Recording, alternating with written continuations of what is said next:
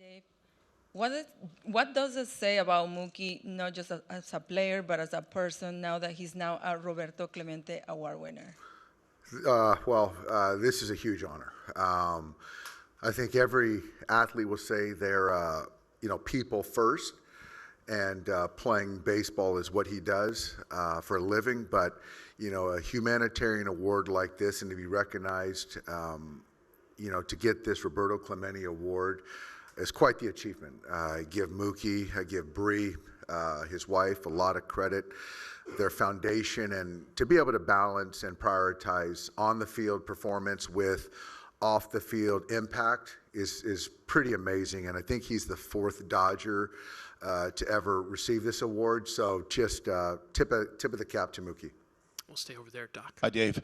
You guys were able to beat Max in early August, but he did go almost 100 pitches, 6 innings. Are you comfortable with what you've done so far in this series in terms of your at-bats to maybe get to him a lot earlier than what you did in that particular game? It seems he's been the most acceptable to getting beat early in games. That's sort of, what people say, I guess, is, Max has had some struggles early, but this guy's a great competitor. He's going to make pitches, and I think the key for all of us is there's just got to be relentless at-bats 1 through 9. And, he's going to look for spots to sort of catch his breath, manage his pitch count. But I do believe that if we can continue to stress him, keep having to make pitches, and he's going to, revert to the secondaries, the slider, the curveball when it gets hot. And we just got to be willing to kind of grind him. And if we can do that, I like our chances. But again, we got a tough task. He's a big game pitcher, and he knows our guys as well as we know him. Second row, your left, Fabian. Yeah, Dave, what ultimately led you to want to keep Paz in there in center, and what can he do better, especially against some of the fastballs he's been seeing? I think that I actually think the last couple games he's taken better at bats. We all talk about the 3-2 chase, with the bases loaded in the first game, but I think in totality the bats have been better. I think for me, I just want to see him continue to fight and compete against Max. I want to keep betting on him. I'm not saying that it's in perpetuity, but tonight I'm going to bet on him, and until I don't.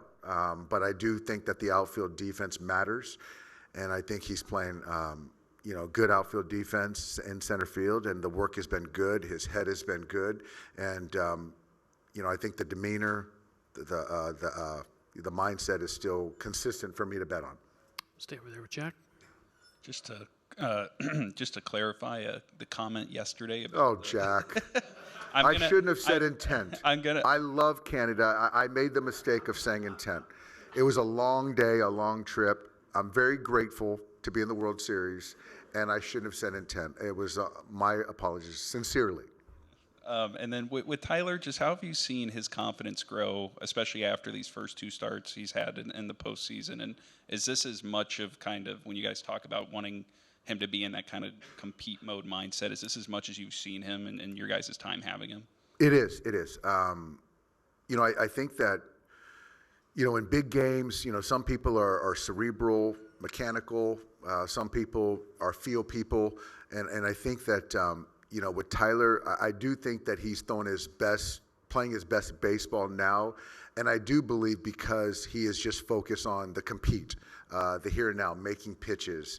And that's what you need in the postseason. And to your question, I do feel like that's where he's at right now.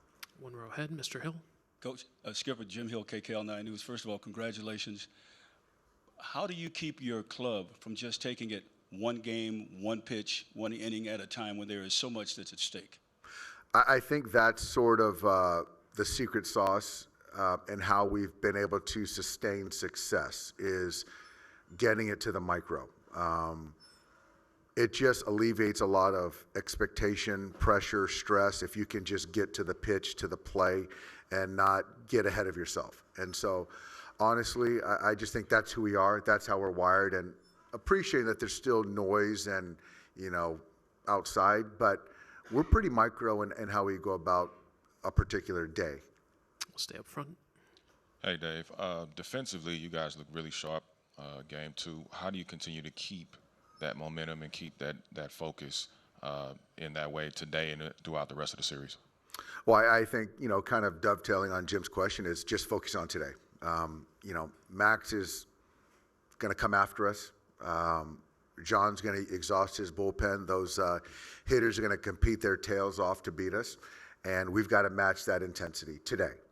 And, and that's all we're in control of today. And that's how, we prepare. Go to the third row on your right, Dave. Hi, Dave. Dodger fans sure to loudly jeer George Springer tonight. You remember 2017. What message, if any, do you hope he hears tonight? That's up to the fans. Heck of a player, having a great postseason. Dodger fans have a long memory, and that's what makes them great. So I'm just going to manage the game, and I'm not in the stand. So they can do whatever they feel is going to help the club win. We'll stay over there with Steve. Yep. Dave, your relationship with Don Mattingly, he preceded you here, such a favorite of baseball people around the world. Are you guys friends? Have you known each other over the years? Tell us about your relationship. And, of course, you know the story. You have won World Series as a player, as a manager, and for him it's the first time. I know you don't want him to win the World Series. I don't. Is there a part of you that's glad that he's finally made it? We're friendly. We haven't spent a whole lot of time together.